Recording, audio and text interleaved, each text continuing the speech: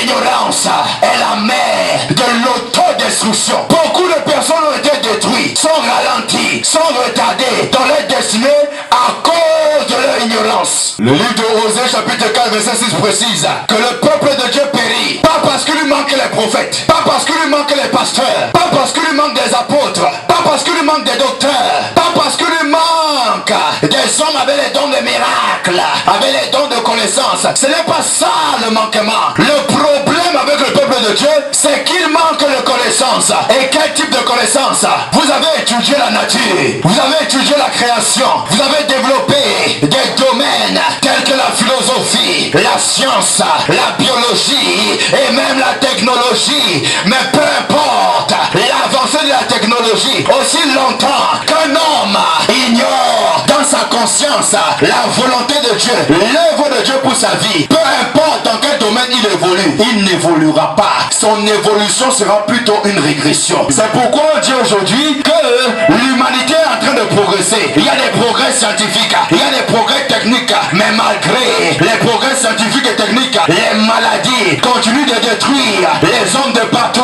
Il y a des maladies, jusqu'à aujourd'hui, on ne trouve pas la solution parce que la science a rejeté la solution du monde. Et la solution du monde s'appelle Jésus-Christ de Nazareth. La science ou la conscience n'est que ruine de l'âme. Et lorsque l'homme rejette Dieu, il invite la mort. Ce n'est pas l'esprit qui a rejeté Dieu, c'est l'homme lui-même qui rejette Dieu et il invite autre chose. Si tu as rejeté Dieu, alors qu'est-ce que tu as invité dans ta maison?